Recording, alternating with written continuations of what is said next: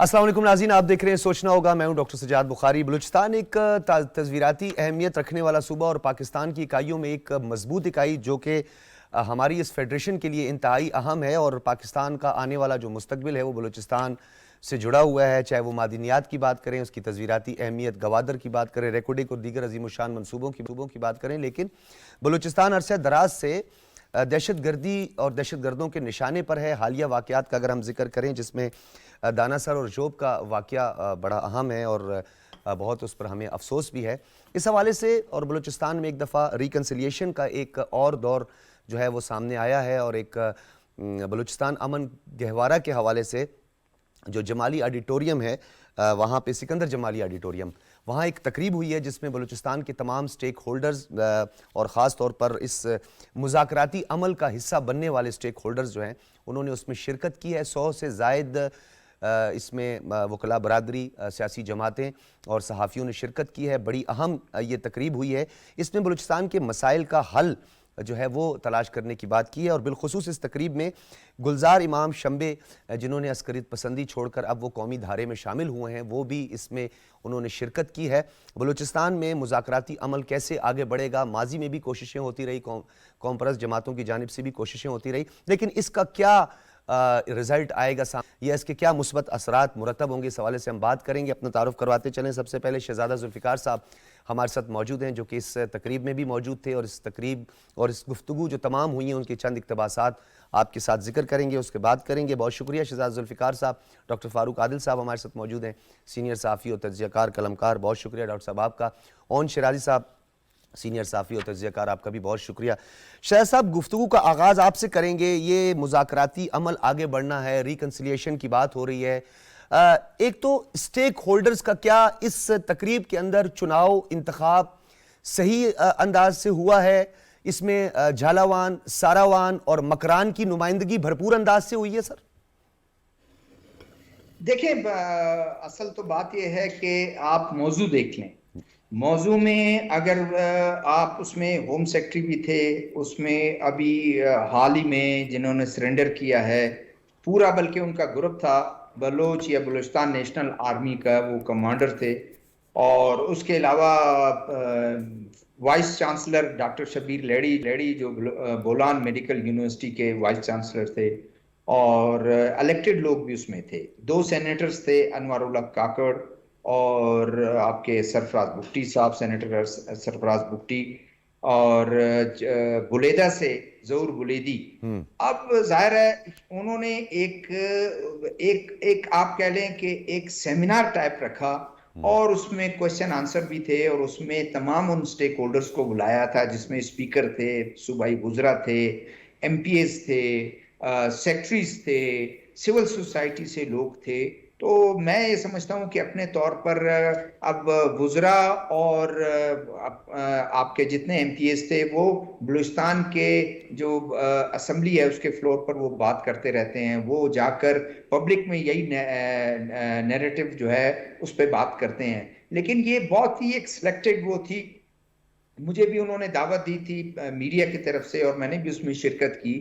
उसमें जाहिर है मुख्तलिफ आरा आई, शायद वो चाह रहे थे कि वो तमाम बातें आए, क्या लोग इज़हार करते हैं, लोग क्या बात करते हैं। शहजाद साहब ये जो आपने बात की, क्योंकि मैं अनवारुल्लाह को भी वेलकम कहता हूँ, सेनेटर अनवारुल्लाह काकड़ साहब बलूचिस्तान आवामी पार्टी से, और बलूचिस्तान के हवाले से हमेशा एक मौसर आवाज़ रही है बलूचिस्तान की। अनवार साहब बहुत शुक्रिया आपका। जी बहुत शुक्रिया। शहजादा जुल्फ़िकार साहब, एक सवाल में करने के बाद फिर मैं काकड़ साहब की तरफ भी जाऊंगा। माजी में भी ऐसा होता रहा, चीफ ऑफ जालावान नवाब सनाउल्लाह ज़हरी एक वफ्द के हमरा गए, उन्होंने खान अफकलात से मुलाकात की मुख्तलिफ वफूद से वो मुलाकात करते रहे। इसके अलावा डॉक्टर अब्दुल मालिक ने भी कोशिशें की, कौम परस्त जमातों की जानिब से भी इनिशिएटिव लिए गए।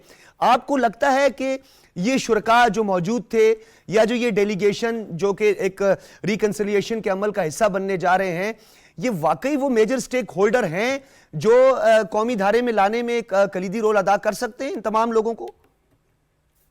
देखिए, मैं नहीं समझता कि कल वाला जो कंसल्टेशन था या कल जो उन्होंने एक रिकंसिलेशन की जो बात करनी थी, उनमें से कुछ लोगों को चुनाव होगा और वो जाकर को रिकंसिलेशन, ये तो थोड़ा एक वो था कि पब्लिक की जरा जो ओपिनियन है, सिविल सोसाइटी के लोग जो इस वक्त स्टेक होल्डर हैं, से मुराद जो पॉलिटिकल प्रोसेस का हिस्सा है, इस वक्त डेमोक्रेसी का हिस्सा है, सिस्टम का हिस्सा है, उनकी उनकी भी नजर जो है या उनकी जो बात उनका नुक्ता नजर क्या है, उस हवाले से जाहिर है जिनको उन्होंने भेजना है, पहले भी चीफ मिनिस्टर थे वो उस वक्त डॉक्टर मालिक साहब, और उनके साथ उनके काबीना के लोग थे, कुछ लोग खान अफकलात से मुलाकात की, कुछ लोगों ने जो है बख्तियार डोंकी साहब से मुलाकात की, कुछ खुद डॉक्टर मालिक चले गए, उन्होंने ब्रामदा मुफ्ती साहब से मुलाकात की।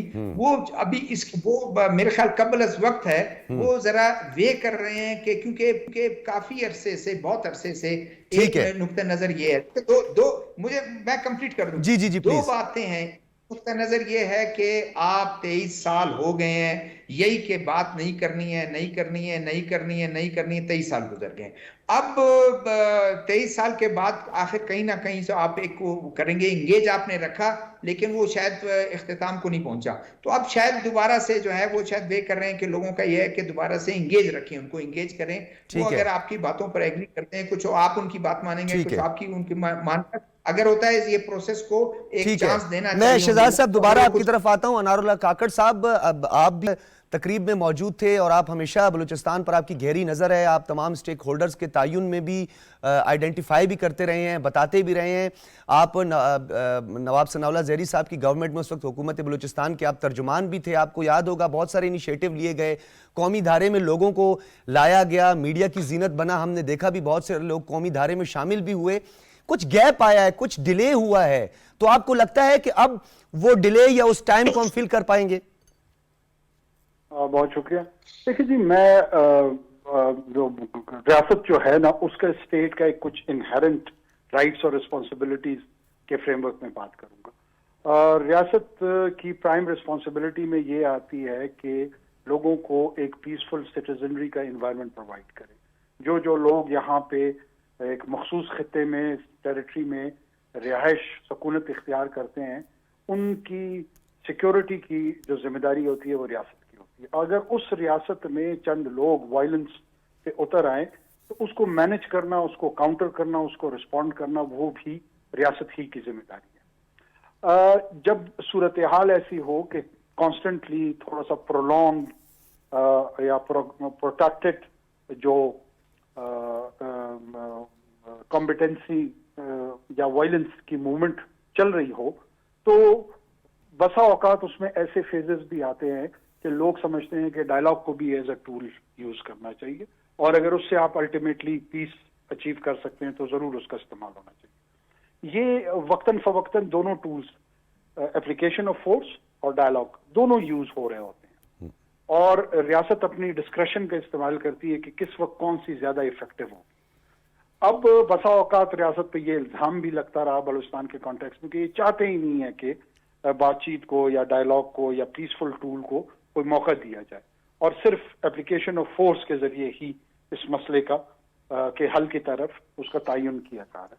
तो मैं समझता हूं कि ये माजी में भी बहुत सारी जगहों के, और अब फिर री इन्फोर्समेंट हुई है कि स्टेट ने अपनी संजीदा इंटेंट को शो किया कि वो हमेशा इरादा रखती है ठीक है कि पीसफुल मींस को भी एज अपॉर्चुनिटी प्रोवाइड किया जाए। अब ये ओनस शिफ्ट होता है उन मिलिटेंट ऑर्गेनाइजेशंस पे जो कि कॉम्पिटेंसी में इन्वॉल्व हैं और वो कॉम्बेटेंट्स हैं, और वो इसका फायदा उठाएं। अगर वो फायदा इसका नहीं उठाते हैं और एक ये स्क्वांडर्ड अपॉर्चुनिटी के तौर पे उभर के सामने आती है, तो this would be very tragic. अच्छा, अनवारुल्लाह काकड़ साहब, आपको लगता है कि consistency is the most important factor? क्योंकि कंसिस्टेंट हमारी पॉलिसी जो कि रिकंसिलिएशन को लेकर थी, उसमें गैप भी आया, और ये जो मिलिटेंट ऑर्गेनाइजेशंस इनकी आप बात कर रहे हैं, आपको नहीं लगता कि हमारा ये मौकिफ रहा है कि इनको कौमी धारे में शामिल किया जाए, तो कुछ गैप इसमें जरूर आया है, तो कंसिस्टेंसी जो है वो बरकरार रहनी चाहिए?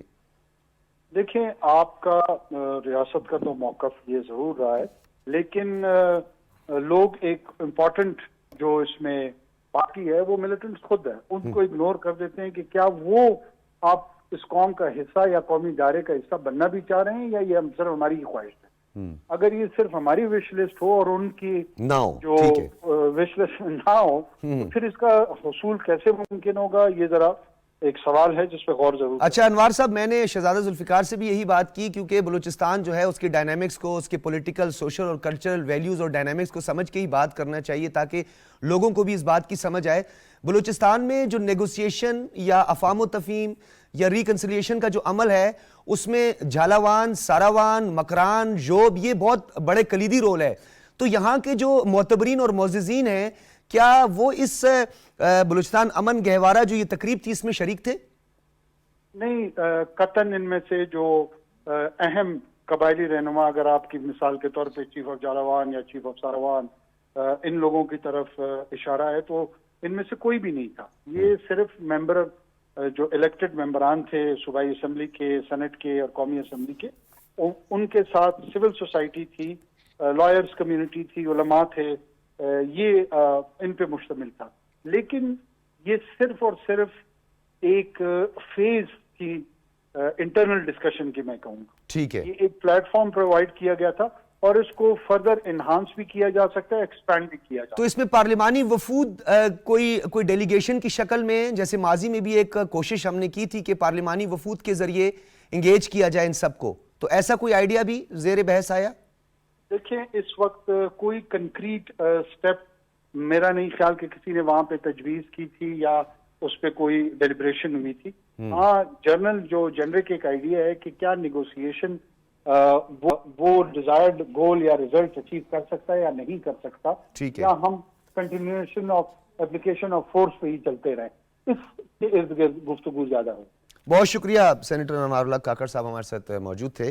डॉक्टर साहब, आपकी तरफ आऊँगा। जिस तरह शहजादा जुल्फिकार साहब ने भी बात की, बलूचिस्तान का मसला है, डेफिनेटली मल्टीपल इशूज़ हैं बलूचिस्तान के, और insurgency, 4th and 5th insurgency, उसके बाद हमने ये देखा कि बहुत नुकसान उठाना पड़ा और बलूचिस्तान के वासियों को बहुत ज़्यादा नुकसान उठाना पड़ा। आपको लगता है कि अब हम मूव फॉरवर्ड या हम आगे बढ़ रहे हैं इस हालात को बेहतरी और दुरुस्ती की जानिब ले जाने? शुक्रिया डॉक्टर साहब। देखिए, बलूचिस्तान के रेफरेंस से दो बातें बहुत बुनियादी हैं। एक का ताल्लुक पूरे रियासत के साथ है, यानी पूरे पाकिस्तान के साथ है। तो इस वक्त पाकिस्तान की रियासत जो है एक ख़ास इवॉल्विंग किस्म की सिचुएशन से गुज़र रही है। वो क्या हुआ, आपको याद होगा बेनज़ीर भुट्टो साहिबा के दो कॉन्सेप्ट आए थे। न्यू सोशल कॉन्ट्रैक्ट उन्होंने एक कॉन्सेप्ट दिया था, दूसरा फिर रिकन्सिलिएशन का दिया था। नवाज शरीफ साहब ने ट्रूथ एंड रिकन्सिलिएशन की बात की थी, उसकी के साथ ही मिसाक जमहूरियत की भी बात हुई, आलमोस्ट ये भी उसी का हिस्सा था। मकसद ये था कि हम एक बहरान में गिरते चले जा रहे हैं। मैं बेनज़ीर के दौर से बात कर रहा हूँ, और वो फोर्सी वो लीडर हमारे नवाज शरीफ साहब, बेनज़ीर साहबा फोर्स ही कर रहे थे कि हम एक बहरान में गिरते चले जा रहे हैं। उससे निकलने के लिए हमें ये टूल इस्तेमाल करना चाहिए, रिकन्सिलिएशन और ट्रूथ एंड रिकन्सिलिएशन और न्यू सोशल कॉन्ट्रैक्ट वगैरह। ये चीज़ें जैसे जैसे हालात आगे बढ़ते गए और इमरान खान का दौर आया, तो इमरान खान के दौर में वो सारे अमराज जिनको फोर्स किया जा रहा था वो उभर के सामने आ गए, वो एक बला बन के सामने आ गए, और उसके नतीजे में रियासत एक ऐसे गंभीर किस्म के बहरान में घिर गई जिससे निकलने के लिए एक बहुत बड़ी सर्जरी या बहुत बड़े इक़दाम की ज़रूरत थी। इस वक्त रियासत उस इक़दाम से गुज़र रही है। आप ये देखें कि जब रियासत को आइन को ख़तरा हो गया, जब रियासत के दिफा को ख़तरा हो गया, तो रियासत के सारे स्टेक होल्डर इस बात पे मुत्तफ़िक हो गए कि अब हमें सूरत हाल को बदलना है। सूरत हाल बदली। सूरत हाल के बदलने के बाद फिर 9 मई तक जो कुछ हुआ वो एक फ़ेज़ है जो और ख़तरनाक था। उससे निकलने के लिए फिर एक नया रास्ता इख्तियार किया। हमें आज नज़र आता है, वैसे भी एक पेज की बड़ी बातें होती थी, इस वक्त हमें आज नज़र आता है कि रियासत के चैलेंजेस से निमटने के लिए अब रियासत के सारे स्टेक होल्डर एक पेज पर हैं। अब आ गया बलूचिस्तान। बलूचिस्तान में भी ये वही उसी प्रोसेस का हिस्सा है, और जैसे शहजादा जुल्फ़िकार साहब ने कहा और सेनेटर साहब ने कहा, ये बहुत बुनियादी और या यूँ कहे इब्तदाई नौइयत की ये बातचीत है, और इब्तदाई सतह पर एक यूँ कह लें कि एक डायलॉग इनिशिएट हो गया है, जिसमें मैं तवक्को करता हूँ कि रफ्ता रफ्ता दीगर लोगों को शामिल किया जाएगा। हमारे एक बुजुर्ग सहाफ़ी थे आई थिंक बलूचिस्तान टाइम्स तो नहीं, खैर उसके वो एडिटर थे कराची, सिद्दीक बलोच। सदीक बलोच साहब। सिद्दीक बलोच ये कहा करते थे कि देखो समझ लो, ये बात समझने की बात यह है कि बलूचिस्तान का हर शख्स, चाहे वो पश्तून है, चाहे वो बलोच है, चाहे वो दीगर लिसानी ग्रोहों से ताल्लुक़ रखता है, ये सब के सब उसी तरह से पाकिस्तान के वफादार हैं जैसे मैं और आप। बिल्कुल वफादार इंपॉर्टेंट हैं। बात है ये। लेकिन वो कहते हैं कि हमारे साथ इज्जत के साथ मामला किया जाए। तो बीच में अगर कोई थोड़े इरिटेंट्स आते हैं तो उसकी वजह से बाज़ नौजवान भटक जाते हैं या उनको लोग भटका देते हैं, उनको हमें वापस लाना, जिसका आपने जिक्र किया कि अब्दुल मालिक बलोच साहब गए और जाके बात करके लाए।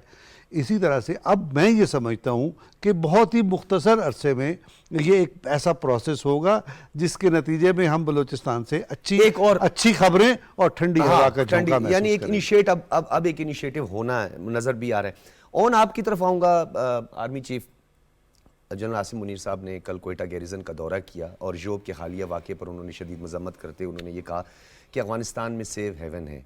एक तो सिफारती तौर पर हम इसका मुकाबला करेंगे, लेकिन ये जो क्रॉस बॉर्डर टेररिज्म है, जो बॉर्डर मैनेजमेंट है अफगानिस्तान के हवाले से, क्योंकि एक तो नहीं है, बलूचिस्तान में मल्टी डायमेंशनल इशूज़ हैं। अफगानिस्तान क्रॉस बॉर्डर टेररिज्म भी है, यानी वहाँ से दहशतगर्दों का आना जाना और फिर वाक़यात रूनुमा होना। कैसे काबू पाया जाना चाहिए इस पर, और कैसे काबू पाया जा रहा है? देखिए डॉक्टर साहब, पाकिस्तान हमेशा पुरअमन और खुशहाल अफ़गानिस्तान के लिए काम करता रहा है और कर रहा है और करता भी रहेगा। आप देख लें कि साहब मुल्की जो मुज़ाकरात हो रहे हैं जिसमें चाइना है, अफ़गानिस्तान है और पाकिस्तान, वो तमाम उन चीज़ों को आप ये कहें कि फोकस किए हुए हैं जो ज़रूरी समझी जा रही हैं इस वक्त अफ़गानिस्तान के लिए। लेकिन पाकिस्तान को जो मसाइल अफ़गानिस्तान से दरपेश आ रहे हैं, वो अब पूरी हुकूमत को उनकी रियलाइजेशन ज़रा ज़्यादा बेहतर अंदाज में होनी चाहिए। रियलाइजेशन उन्हें है, लेकिन उस अंदाज में नहीं है जिस अंदाज में अब आर्मी चीफ ने उनकी तवज्जो दोबारा दिलाने की कोशिश की है।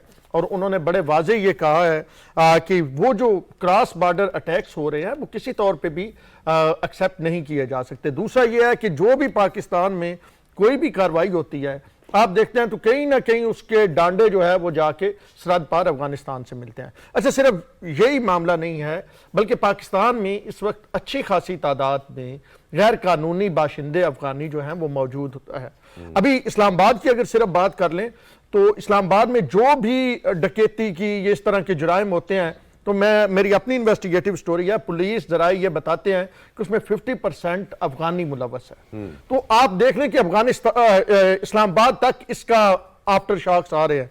तो आर्मी चीफ ने बड़ा वाजे कहा है कि इन चीजों को हमें रोकना होगा। अगर हम एक खुशहाल अफगानिस्तान की बात करते हैं, हम एक महफूज अफगानिस्तान की बात करते हैं, तो फिर सबसे पहले तो हमें पाकिस्तान है ना, ठीक है। फिर महफूज पाकिस्तान, खुशहाल पाकिस्तान हमारी सबसे पहले तरजीह है। उसके बाद फिर हमारे जो हमसाए हैं, उसके बाद हमारी तरजीह आते हैं। तो अब जो ये मामला, ये जो एक सेमिनार हुआ और इसमें तमाम चीजें जो हैं वो सामने आई, ये एक अच्छा स्टेप है। अब इसमें स्टेक होल्डर्स को, जिनका आप जिक्र कर रहे थे, वो तमाम स्टेक होल्डर्स इसमें शामिल होंगे। और अब जो बलूचिस्तान की तरक्की है, असल मकसद क्या है ना, ठीक है, मकसद तो ये है कि तरक्की की तरफ ले जाना है। बलूचिस्तान उसके लिए स्टेप उठाना इन्वेस्टमेंट तब होगी जब अमन अमान ठीक है, होगा। शोरिश ना हो। अच्छा शहजादा जुल्फिकार साहब, एक तो आपकी मौजूदगी से मैं फायदा उठाऊंगा, आप तो बहुत अच्छे अंदाज से समझते हैं हर चीज, और आप मेरे सवाल से ही आप मेरी बात उसकी गहराई तक भी पहुंच जाते हैं। क्या हमारा मसला सिर्फ मीर सलमान दाऊद, फारूक मैंगल, हैर ब्यार और बरामदा को एंगेज करना है, या वो जो नेशनल अवामी पार्टी डिस्पर्स होकर कौमी सियासत और पार्लिमानी सियासत पर यकीन रखने का दावा करती रही नेशनल पार्टी? मीर आसिल बिजंजो साहब ने बहुत कोशिशें की और उन्होंने पार्लिमानी जद्दोजहद की बात की। सरदार अख्तर मैंगल साहब भी बड़ा एक सख्त मौकिफ रखते थे, लेकिन अब वो भी पार्लिमानी जद्दोजहद का हिस्सा हैं। लेकिन बदकिस्मती है, मैं स्ट्रेट फॉरवर्ड कहूंगा, हम पूरी पार्लिमानी जद्दोजहद की भी बात नहीं करते हैं। तो ये आधा आधा सिलसिला आपको लगता है आगे मजीद भी चलेगा? देखिए, बात यह है कि सलमान दाऊद हो, जावेद मैंगल हो, नूरुद्दीन मैंगल हो, आपके बख्तियार डोमकी साहब हो, हेर ब्यार मरी हो, मेहरान मरी हो, जो इस वक्त या अल्लाह नजर हो या दूसरे लोग हों, बात यह है कि आपने क्या स्टार्ट उधर से करना है जहां आसान है या जहां से मुश्किल है। आसान तो उन लोगों को है जिनकी कोई ग्रीवेंसेस हैं। मैं ये समझता हूं कि क्यों ऐसा है कि ये एक लॉट जो है एक लॉट ये कहता है कि हम हैं तो अमन है, हम नहीं है तो फिर कुछ भी नहीं है। अगर मुझे आज आपने इग्नोर कर दिया मेरे डिस्ट्रिक्ट में, मैं समझता हूं कि वो बाहर वाले उनको ना लेके आए, मामला सारा गड़बड़ हो जाएगा। देखिए, आपको टीम बदलना पड़ेगी। मौजूदा लॉट 23 साल हो गए, 23 साल में मुझे बताएं कि चीजें बढ़ती जा रही हैं। मैंने कल मैं सेमिनार में मैं भी था, मुझे भी इन्होंने इनवाइट किया था। मैंने एक बात रखी, मैंने कहा 23 साल हो गए, पॉलिसी को आपको रिव्यू करना पड़ेगा। डॉक्टर मालिक साहब ने एक अटेम्प्ट किया था, उस अटेम्प्ट को दोबारा से जोड़ें, दोबारा से कुछ चीजें आज भी मैं कह रहा हूं कि कोलू में और डेरा बुगटी में कुछ चीजें जो है इंगेज की गई हैं, उन लोगों को इंगेज की गई हैं, उनको उनसे बात करने की कोशिश की जा रही है, उनको थोड़ा सा कॉन्फिडेंस में लिया जा रहा है। कॉन्फिडेंस बिल्डिंग मेजर दोनों तरफ से हो रहे हैं, जो मैं शायद अभी इतना खुल के ना कह सकूं आपसे। जी मैं समझ, ठीक है। उससे देखिए ना, उससे क्या है, उससे ये है कि आप शहजादा भाई, मैं आपकी तरफ दोबारा आऊंगा क्योंकि ये जो आपका ये बड़ा अहम आपका नुक्ता है, लेकिन इस पर भी मेरे कुछ सवाल हैं, वो भी मैं आपकी तरफ आऊंगा। ब्रिगेडियर रिटायर्ड वकार हसन साहब इस वक्त हमारे साथ मौजूद हैं, दिफाई तज्जियाकार हैं। ब्रिगेडियर साहब, बहुत शुक्रिया आपका। Thank you very much. जी ब्रिगेडियर साहब, बहुत शुक्रिया। एक तो वो तस्वीराती सवालात हैं, दिफाई तौर पर हमारे जो मसाइल हैं उसकी बात करेंगे, लेकिन डेफिनेटली बलूचिस्तान के स्टेक होल्डर्स में हमारी सिक्योरिटी एजेंसीज को भी समझना हमें पड़ेगा कि वो भी हमारे स्टेक होल्डर हैं, जो कि बलूचिस्तान के सिक्योरिटी को लेकर बहुत कंसर्न्स हैं, उनके बहुत कुर्बानियां दी हैं। हमारी एफसी ने बलूचिस्तान की स्कैटर्ड पॉपुलेशन में जो कुर्बानियां दी, वो मेरी तो आंखों के सामने है। कलात डिवीजन को और मकरान डिवीजन को क्लियर करना बहुत बहुत मुश्किल था, नो डाउट। लेकिन आपको नहीं लगता कि ये जो मुज़ाकराती अमल है, रिकंसिलिएशन है, इसमें हमें इस मर्तबा दुरुस्त स्टेक होल्डर्स का तयन करना पड़ेगा?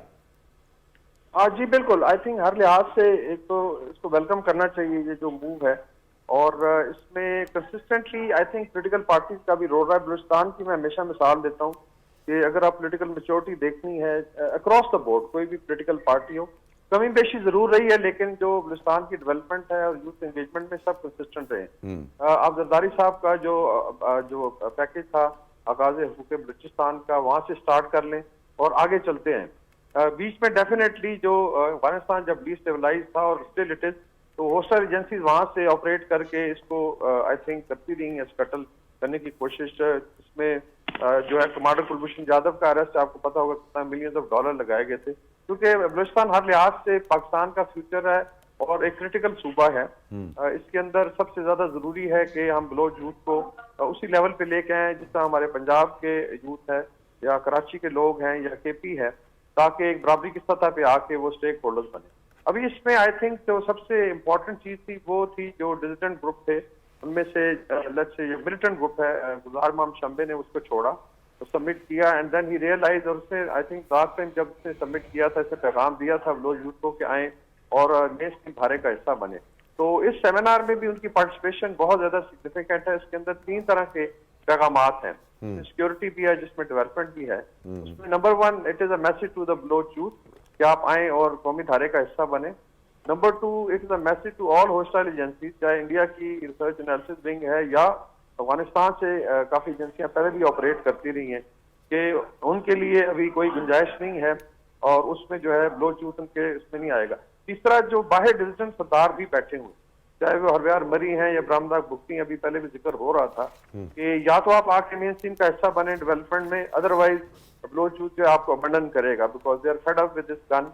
और किस रास्ते पे लगा दुनिया देखें कहाँ पहुंच गई है अपना टेक्नोलॉजी में, और आप अरब ममालिक देख लें 30 साल में किधर गए हैं हमारे स्पेशली गल्फ स्टेट में। और बलूचिस्तान का पोटेंशियल दुबई, कतर वगैरह से कम नहीं है। ठीक है, और इसमें सबसे जरूरी ब्रिगेडियर साहब, ये आपने जो बात की कि गैर मामूली हालात बलूचिस्तान के हमेशा रहे हैं, तो आपको लगता है कि हमने कुछ गैर मामूली फैसले भी किए?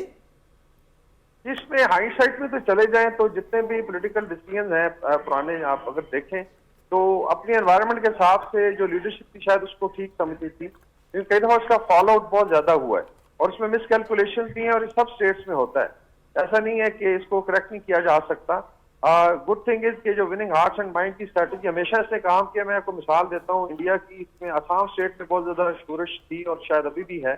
वहां पे एक था प्रफुल्ल महांता जो कि स्टूडेंट लीडर था, उसने भी गन उठाई और लेटर ऑन वो मेन स्ट्रीम इस तरह है कि वो चीफ मिनिस्टर बन गया असम का, डेवलपमेंट में शामिल हो गया और उसका बड़ा नाम है। तो आई थिंक अगर वहां हो सकता है तो ये हमारे अपने भाई हैं, ठीक है। और अगर इस चीज को हम समझा सकते हैं तो इससे आई थिंक अच्छा ब्रिगेडियर साहब, कुछ ताखीर भी मामलात की बिगाड़ की वजह बनी है, एम आई राइट? क्योंकि ये जो आज बात आप कर रहे हैं, अब गुलजार इमाम शंबे जो है वो BNA जो है उसको लीड करता रहा, उसका कमांडर रहा, तो आपको नहीं लगता है कि अगर हम BNM जो डिस्पर्स होने के बाद फिर BLA चली जाती है, हैर ब्यार और जावेद महंगल, फिर इसी तरह BLUF जो है डॉक्टर अला नजर, और इसी तरह BRA जो है वो बरामदाग जो है उसको लीड करने लगता है, जबकि बरामदाग की स्टेटमेंट मौजूद है कि ये जो बलोच रिपब्लिकन आर्मी है ये पार्लिमानी जद्दोजहद के लिए, ये उनकी स्टेटमेंट भी मौजूद है। तो कुछ ताखीर हमारी जानिब से भी हुई है, हमें इसको एडमिट करना पड़ेगा। इसमें I think give and take है दोनों तरफ। इसमें अगर आप देखें तो अगर ब्रह्मा बुक्ति की अपनी फैमिली देख लें, इसमें जो है मैं खुद बलूचिस्तान में 4 दफा सर्व किया, और बल्कि एक ऐसी जगह पे किया जहाँ पे हर चीज बड़ी अंदर से हम लोग देखते थे। तो इसमें जो ये नहीं है कि शायद सारा बुक्ति कबाइल जो है वो अगेंस्ट द स्टेट है, नहीं, यू आर राइट। उनके भाई हैं, कजन हैं जो मेन स्ट्रीम में हैं, और अगर वो ये समझते हैं तो I think the invitation can be extended to them also कि पॉलिटिकल रहें, आप आके लीड करें यहाँ पे यूथ को और डेवलपमेंट में, और इंशाल्लाह ताला बलूचिस्तान इतना आगे जाएगा कि दुनिया इसको देखेगी, हर लिहाज से इसको ओपन भी किया जा रहा है, जो उसके वसाइल हैं बलोच अवाम के लिए इनको खोला जा रहा है। इसमें हमारी बहनों का भी आई थिंक बहुत बड़ा रोल होगा। बलोच जो खवातीन बड़ी गैरतमंद और बड़ी, आपको क्या लगा ब्रिगेडियर साहब, बलूचिस्तान का मसला फाइनेंशियल है, मॉरल इश्यूज हैं, या वही एक डिस्क्रिमिनेशन है? क्या लगा आपको, आपने इतना सर्व किया वहां पे? I think it's human issue. इसमें अगर आप देखें, इसमें कोई भी चीज देखा जाए तो अल्टीमेटली जो वहां के अवाम है उनका इशू है। बिकॉज अगर आप स्टेक होल्डर अगर आपने बनाना है, फर्ज करें कुछ इलाके जहाँ पे अभी भी ट्रेन से पानी सप्लाई किया जाता है, इतना बड़ा एग्रीकल्चरल बेल्ट है, उसके लिए तरीके से जो रिसोर्सेज डेवलप हो रहे हैं, चाहे वो कॉपर गोल्ड है, ऑयल एंड गैस है, उसके अंदर जो बलोच यूथ है उसको आपने कैसे स्टेक होल्डर बनाना है। बेसिकली ह्यूमन डेवलपमेंट का इशू है। बाकी सारी चीजें हमेशा जब डिसफ्रेंचाइजमेंट हो, गुर्बत हो, तो चीजें पनपती हैं। इवन केपी में आपने देखा, क्वाटा में जब गन उठाई लोगों ने, इसमें क्लास गैप भी था। तो इसमें सरदारी सिस्टम का भी किसी हद तक रोल है कि दे शुड आल्सो रियलाइज कि मॉडर्न स्टेट में ये चीजें नहीं चल सकती, और आपने एक डेमोक्रेटिक और ऑल इनकम्पसिंग सिस्टम की तरफ जाना है जिसमें हर कोई स्टेट। ब्रिगेडियर साहब, ये जो सरदार और नवाब, ये ट्राइब्स की जो आप बात कर रहे हैं, इसके तो दो पहलू, एक पॉजिटिव पहलू भी है, एक नेगेटिव आपने जिक्र भी किया। आपको नहीं लगता कि कहीं ना कहीं हमसे भी ऐसा हुआ है कि हमने कहा इन्होंने निजी जेलें बनाई हैं, ये हुकूमत खाने बनाए हुए हैं, ये मजालिम ढाते हैं, तो रियासत को तो हर चीज का पता होता है, स्टेट को तो हर चीज का पता होता है ना सर? जी, इसमें स्टीरियोटाइपिंग बिल्कुल करने की जरूरत नहीं है। मैं आपको सिर्फ मिसाल देता हूँ कि अगर यूरिश वाले लेट से देखें इलाके जो थे, उसमें मेनली डेरा बुक्ती रहा है, इसी तरह जो खरान वाली साइड है या पंजपुर का इलाका है, तो किसी हद तक खुजार के इर्द गिर्द 2-3 तो टोटल 2500 है जो आप कह लें मिलिटेंट कार्डर था।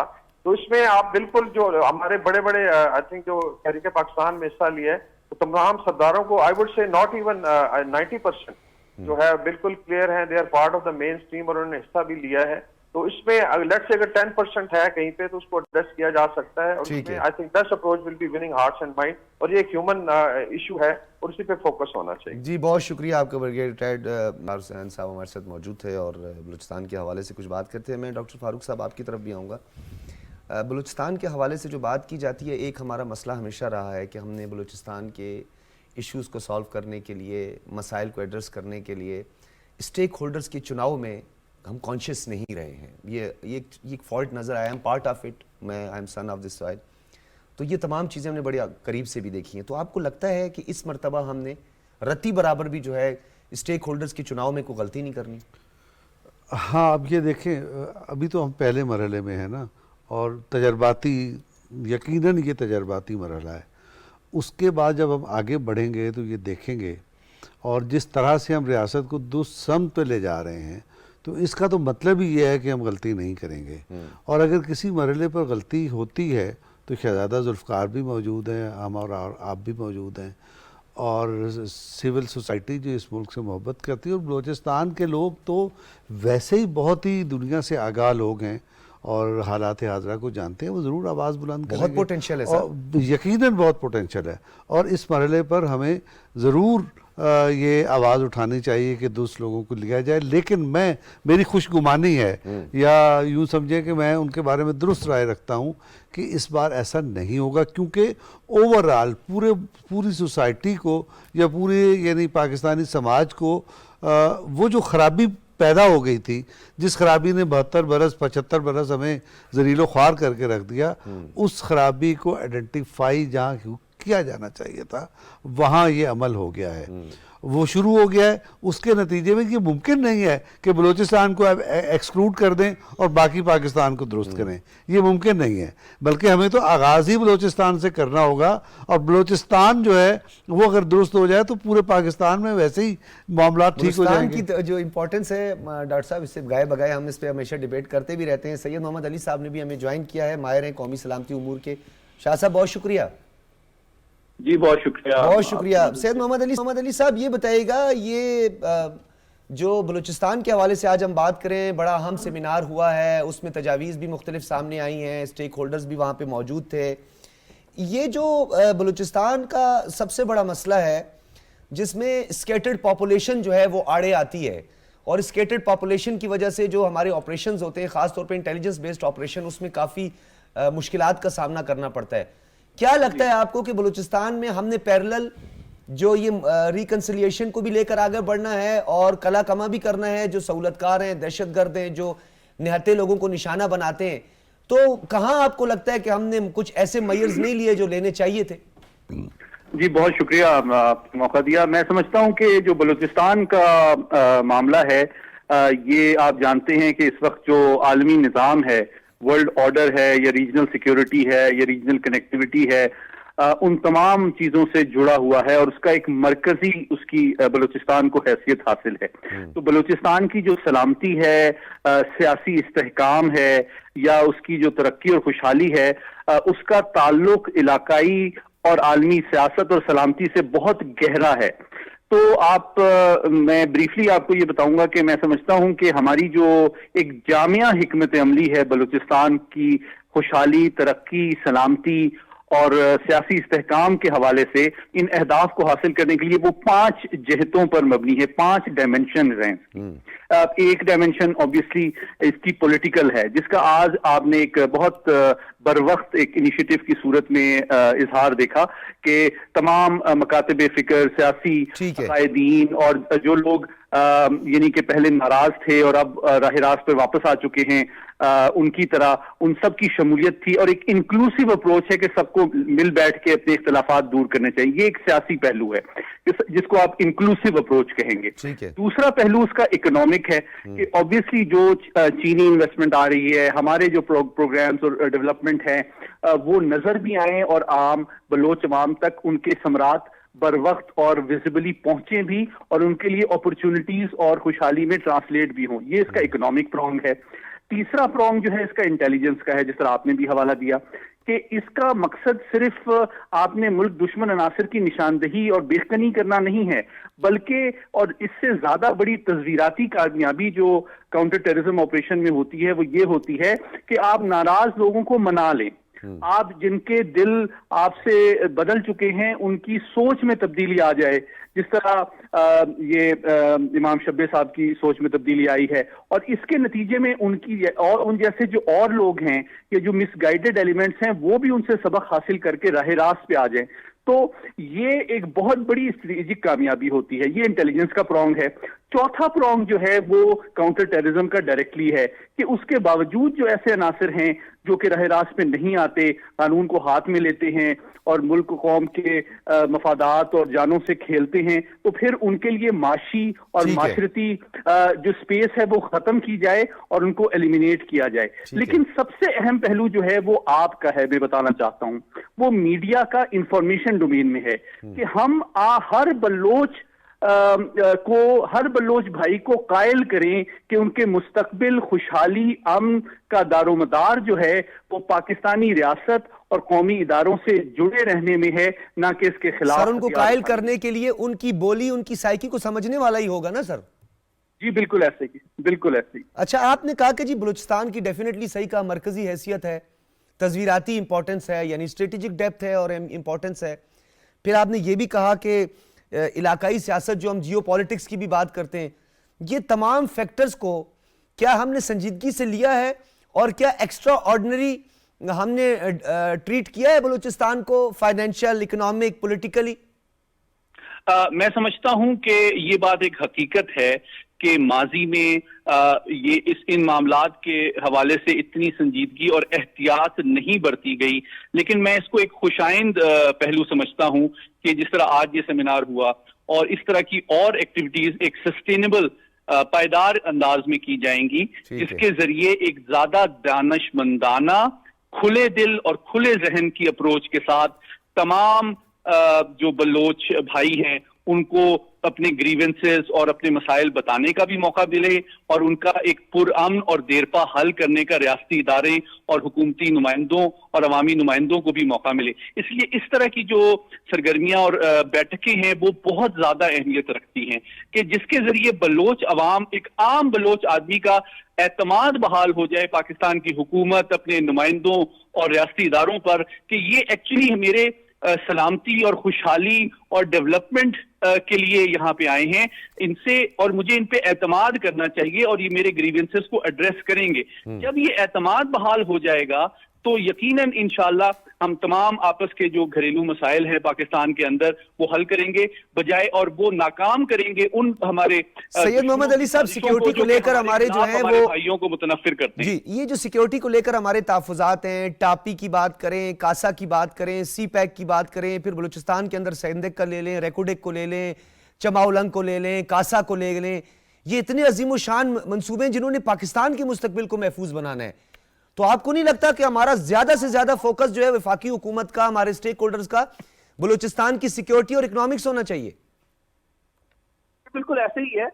मैं समझता हूं कि जिस तरह मैंने अपने इब्तिदाई कलमात में कहा, ये सलामती तो बहुत इंपॉर्टेंट है, बहुत क्रिटिकल है, लेकिन काफी नहीं है। इसके लिए एक हमाजहत हिकमत अमली आप मुझे लग रहा है कि वो शेप हो रही है, जिसकी 5 डायमेंशंस हैं। आपको बैक वक्त सलामती, सियासी, समाजी, माशरती और माशी पहलुओं को डील भी करना है और उनके मसाइल को हल भी करना है, और एक होल ऑफ गवर्नमेंट अप्रोच होगी जिसमें हमारी अफवाज, हमारे इंटेलिजेंस इदारे, हमारे सियासी कायदीन, हमारे कबायली लीडर, हमारे इन्वेस्टर्स, हमारी फौज, हमारे सियासतदान और तमाम सिविल सोसाइटी को मिल के काम करने की जरूरत है। ठीक है, बहुत शुक्रिया सैयद मोहम्मद अली साहब मौजूद हैं, माहिर कौमी सलामती उमूर, आपका बहुत बहुत शुक्रिया। शहजाद जुल्फिकार साहब, आपकी तरफ मैं आऊँगा।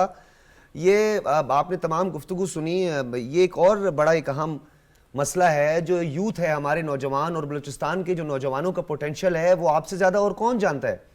आपको नहीं लगता कि माजी में भी ऐसा होता रहा, गो के आगाज़ हुकूक़ बलूचिस्तान की बात की गई, इनिशिएटिव लिया गया, लेकिन उससे बलूचिस्तान के लोग, काफ़ी जो वहाँ के बलोच लड़के थे वो महरूम रहे। फिर 35,000 जॉब्स अभी तक मैं पिछले 5-7 साल से देख रहा हूँ वो गर्दिश कर रही हैं। ये कहाँ है ये 35,000 जॉब्स जो मिलनी थी बलूचिस्तान के नौजवानों को? कि हमने बलूचिस्तान के लोगों को जो एक इशू है इकॉनमी या जो मईशत उनका सबसे बड़ा मसला है, उनको इनकरेज करने का, उस पहलू को भी हम बदकिस्मती से अंदर नजरअंदाज कर रहे हैं।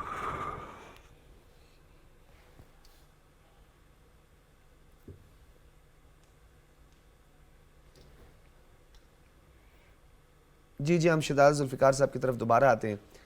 और जिस तरह हमारे सैयद मोहम्मद अली साहब ने भी कहा कि इस वक्त बलूचिस्तान बहुत अहम है, बलूचिस्तान का अमन जो है वो पाकिस्तान के साथ जुड़ा हुआ है, पाकिस्तान के अमन के साथ जुड़ा हुआ है। 2014 में गालिबन, अगर मैं गलत ना हूँ, डॉक्टर साहब भी मौजूद, 2015 में चौधरी निसार अली खान साहब उस वक्त के वज़ीर दाखिला, उन्होंने ये कहा था कि 32 से ज़्यादा इंटरनेशनल हॉस्टाइल इंटेलिजेंस एजेंसीज जो हैं वो बलूचिस्तान के अमन को सबूताज करने जा रही हैं। यानी बलूचिस्तान अगर जियो पॉलिटिक्स की जद में भी है, सी पैक में मरकज़ी हैसियत है, तमाम चीज़ें, तो हालात को देखकर जो है हमें कोई बहुत ही गैर मामूली फैसलों का वक्त आगे हमें करना है। तो ये जो सोच है ये ठीक है? हाँ बिल्कुल डॉक्टर साहब, अगर आप देखें तो army chief general Asim Munir Shah साहब अभी ईरान में मौजूद है, और बलूचिस्तान का जो मामला है वो ईरान के साथ भी इंटरलिंक है, क्योंकि सरहद मिलती है काफ़ी, वहाँ पे आप ये देखें कि सूरत हाल बनती रहती है। और फिर हमने एक बार्टर सिस्टम शुरू किया, इससे पहले वज़ीर आज़म जो हैं वो तशरीफ़ लेके गए।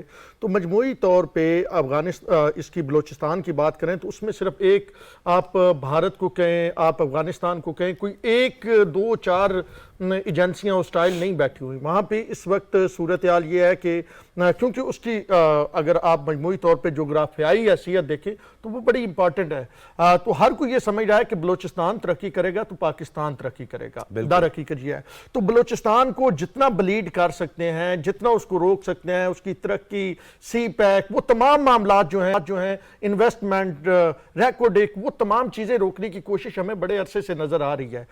और फिर जो पिछली रजीम रही ना, साबिक वज़ीर आज़म जो अभी वो फिर कोई तब्दीली ला रहे थे, आपने देखा कि देखने वालों को सिर्फ ये कहूँगा कि अगर आप देख पंजाब की क्या हालत हुई, केपी की हालत देख लें, ये तो वो थे जो आगे बढ़ रहे थे, जहां पे तो मामलात बड़े ठीक तरीके से चल रहे थे।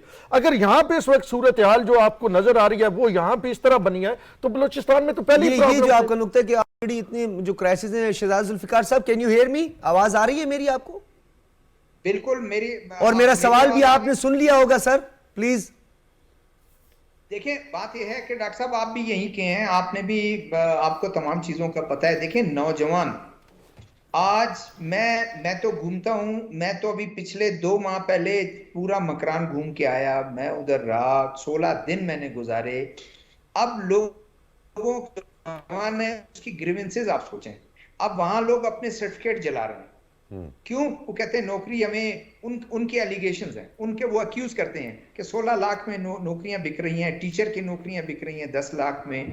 और ये तो अल्लाह भला करे, chief justice Balochistan high court का जस्टिस नईम अफगान साहब ने जो है वो कोई बंदा गया और उसने जो असिस्टेंट इंजीनियर थी इरिगेशन में, उन सबको उसने कहा कि यहाँ पब्लिक सर्विस कमीशन को करना चाहिए ताकि एक ठीक रिक्रूटमेंट हो।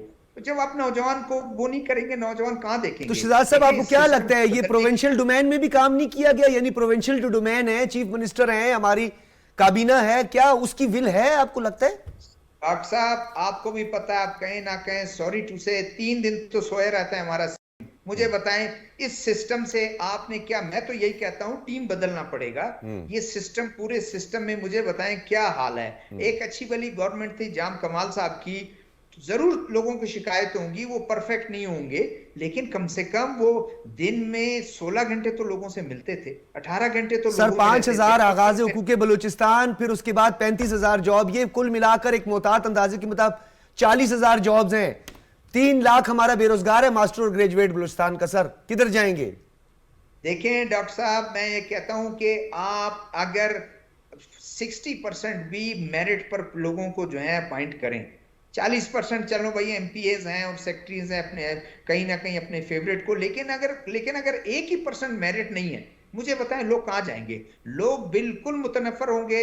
मैं अक्सर कहता हूं, अपने तहरीर और तकरीरों में कहता हूं कि अगर जो बहुत ही एक बेबस नौजवान होगा वो ड्रग का शिकार होगा, तो उससे थोड़ा सारा मजबूत होगा, वो ड्रग का काम शुरू कर देगा, ड्रग ट्रैफिकिंग में शुरू हो जाएगा। उससे ज्यादा थोड़ा वो होगा, वो बंदूक उठा लेगा। तो मुझे बताएं इस तमाम सिस्टम में आप स्टेट को क्या मिल रहा है? स्टेट को देखें, स्टेट जिन लोगों को, स्टेट जो है सपोर्ट भी करती है, जिस स्टेट में गवर्नमेंट जो है उनको सपोर्ट करती है, तो गवर्नमेंट को क्या फायदा, स्टेट को फायदा क्या मिल रहा है उन लोगों से, उन लोगों की कैपेबिलिटी। मैं चाहता हूं शहजादा साहब आपको मैं दोबारा कंटिन्यू करना चाहता हूं, क्योंकि इस जो था इसमें जो इंपॉर्टेंस है, डेफिनेटली सबकी अपनी अपनी इंपॉर्टेंस है, लेकिन खान अफकलात फैमिली का जो कंट्रीब्यूशन हमेशा से रहा है। सेनेटर प्रिंस अहमद उमर साहब इस वक्त हमारे साथ मौजूद है। सेनेटर साहब बहुत शुक्रिया।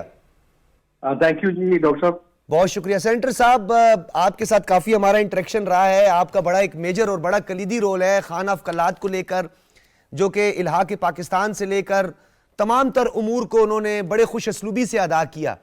क्या लगता है आपको, किस तरह हम आगे बढ़ें, किस तरह हम बलूचिस्तान को एक अमन का गहवारा बनाएं, खुशहाल बलूचिस्तान बनाएं? डॉक्टर साहब, सबसे पहले तो देखिए आपको खुद माशाल्लाह डायनामिक सारे पता हैं बलूचिस्तान के। देखिए जो कंट्रीब्यूशन हमारे तरफ से हुई तो वो तो हो चुका, मगर अभी जिस तरह के चीजें आगे चल रहे हैं आपके सामने, सबसे पहले तो ये इनिशिएटिव जो लिया गया है अपना क्या कहते हैं इसको, जो हमारा काउंसिल का जो अभी मीटिंग भी हुई है और इसके लिए जो इनिशिएटिव्स लिए गए हैं, तो सबसे मेन चीज जो मैं समझता हूँ जी क्यों नाराजगी है, सबसे पहले हम बेसिक चीजों पे आ जाए। बेसिक चीज ये है कि लोगों के जो मसाइल हैं वो हल की तरफ जाए। और उसी की वजह से ही चीजें आगे जाएंगी। जी हम दोबारा कोशिश करते हैं। शहजादा जुल्फिकार आप अपना कंटिन्यू कीजिएगा, हम कोशिश करते हैं प्रोड्यूसर साहब जरा दोबारा ट्राई कीजिएगा कि प्रिंस उमर साहब से मैं ये कह रहा हूं, देखो ना कि उनमें 100 खराबियां होंगी लेकिन लोगों में तो रहते थे। अब यहाँ पर इस वक्त ये हाल है कि सब कोशिश करते हैं, इतनी शिकायत है लोगों में, आम लोगों में, नौजवानों को आपको कुछ ना कुछ लोगों को अकोमोडेट करना पड़ेगा। बिल्कुल। नौजवान कहाँ जाएंगे? नौजवानों का अगर नहीं करें, वो नहीं करेंगे तो आपका स्टेट का इतना पैसा, इतना हिसाब किताब, ये तो सारा जाया जा रहा है। तो मैं ये समझता हूं कि जो लोगों में मकबूल हैं आप उन पर ट्रस्ट करें। बेशक वो असेंबलियों में आए, वो आपके खिलाफ खिताब करें। शहजादा जुल्फिकार साहब, आपको नहीं लगता कि एक मसला और बहुत जो सबसे बड़ा मसला है, आप भी देखते आ रहे हैं, हमने भी बहुत देखा कि बलूचिस्तान में जब हम उनको पार्लियामान के अंदर रखते हैं या वो पार्लिमानी जद्दोजहद का या वो मुंतखब होकर आते हैं तो सब अच्छा का फार्मूला चलता है, लेकिन जब वो इलेक्ट नहीं होते, मुंतखब नहीं होते या जीत नहीं पाते तो फिर वो जाकर दूसरे कैंप में बैठ जाते हैं कि जनाब महरूमियां हैं, एहसास महरूमी हैं और फॉल्ट लाइंस हैं और ये सब कुछ है। देखें डॉक्टर साहब, जो 23 साल से बेनिफिशरी हैं इस तमाम सिस्टम के, आपको कम से कम उनसे हासिल क्या किया है मुझे बताएं। अगर उन्होंने वाकई कुछ स्टेट को कुछ दिया है या सिर्फ स्टेट से 23 साल ही लिया है और दिया कुछ नहीं है, मुझे बताएं फिर उनको वापस कंटिन्यू करने का फायदा क्या है? बिल्कुल। ये जरूर आपकी बात बिल्कुल ठीक है कि जो लोग ये कहते हैं और ये बात ये करते हैं कि जब उसको इलेक्शन वो जीत जाते हैं वो कहते हैं फेयर इलेक्शन हुए, जब वो बाहर हो जाते हैं वो कहते हैं बिल्कुल अनफेयर इलेक्शन हुए, बड़ी धांधली हुई है तमाम उसमें। देखिए, आपको जो लोग, आपको पता है कि रूट्स किन लोगों के हैं, उनके जो है पॉकेट्स जो हैं वो वोट बैंक कहाँ हैं, पॉकेट्स उनके कौन से हैं, उन लोगों को साथ आपको लेना पड़ेगा। ठीक है शहजादा जुल्फिकार साहब, बिल्कुल मैं चाहता हूं डॉक्टर फारूक आदिल जो है वो कंक्लूड कर दें कुछ तमाम अपनी गुफ्तगू सुनी। डॉक्टर साहब अच्छा, कंक्लूड तो आप कीजिएगा। नहीं आप कीजिए सर, आज कंक्लूजन आप ये मौजूद आपका आपको दो तीन मौजूद बात करना चाह रहा हूँ इस दौरान जो बात आगे बढ़ी। एक तो मैं ये तवज्जो दिलाना चाहता हूँ सब स्टेक होल्डर्स की कि शहजादा जुल्फिकार साहब ने कहीं जहाँ कहीं भी बात की हो हमें नहीं पता, सिर्फ इस फोरम पर जो बात की है सिर्फ इसी को संजीदगी से ले लें, मसले का हल निकल आएगा। नंबर एक। दूसरी बात आपको ये बतानी है, जब आप जिक्र कर रहे थे 32 एजेंसीज़ का बलूचिस्तान में जो मुतहर्रिक थी और अमन को ख़राब कर रही थी, ये 2013 से 2018 तक जब इकनॉमिक कॉरिडोर पे काम हो रहा था, बाद में तो खैर आपने ठिकाने लगा दिया ना उसको, तो जब काम हो रहा था तो उस वक्त ये रिपोर्ट थी कि बहुत सारे ऐसे ममालिक जो इर्द गिर्द ही थे हमारे इकनॉमिक कॉरिडोर से और गवादर पोर्ट से, जो अपने लिए ख़तरा महसूस करते थे, वो हमारे यहाँ मसाइल पैदा कर रहे थे। अब देखें बदल चुके हैं हालात, अब वो सूरत हाल नहीं है। वो फोर्सेस जो उस वक्त मिलिटेंट्स को ताकत फराहम कर रही थी, इस वक्त वो ताकत फराहम करने की पोजीशन में नहीं है।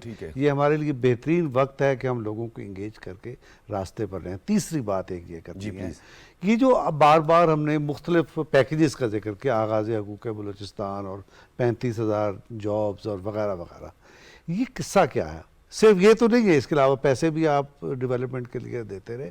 ये इस तरह के डेवलपमेंट के तो तनख्वाहों में चले जाते हैं, प्रोग्राम तो बनते का मसला है। प्रोग्राम बनते रहे, स्पेशल प्रोग्राम बनते रहे, लेकिन उनकी इम्प्लीमेंटेशन में मसाइल हैं। ठीक है, उनके मसाइल का हल आपको भी पता है, मुझे भी पता है, सबसे ज्यादा प्रोड्यूसर साहब कह रही चाय पीनी है कि नहीं पीनी? नहीं, टाइम खत्म हो गया। डॉक्टर फारूक आदिल साहब बहुत शुक्रिया। उन शराजी, शहजादा जुल्फिकार साहब आपका भी बहुत बहुत शुक्रिया, आपकी कीमती तजावीज़ और इस बलूचिस्तान गहवारा की जो तकरीब थी इसमें आपने शिरकत की थी। सैयद मोहम्मद अली साहब जो कि माहिर कौमी सलामती उमूर, आपका बहुत बहुत शुक्रिया। और डेफिनेटली शहजादा अहमद उमर साहब का भी हम बहुत ज़्यादा शुक्रिया अदा करते हैं, सेनेटर, उन्होंने भी वक्त दिया।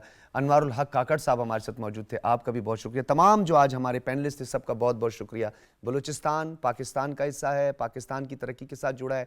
बलूचिस्तान के अंदर गैर मामूली, ये कंक्लूड इसे करना यूँ है कि गैर मामूली हालात तो गैर मामूली फैसले भी नज़र आने चाहिए। तो बलूचिस्तान के लिए अगर गैर मामूली फैसले कर लिए जाएं और बलूचिस्तान के पॉलिटिकल, सोशल, कल्चरल वैल्यूज़ और डायनामिक्स को समझ लिया जाए तो कोई मुश्किल नहीं है, ये कोई रॉकेट साइंस नहीं है। इजाज़त दीजिए, अल्लाह हाफिज़।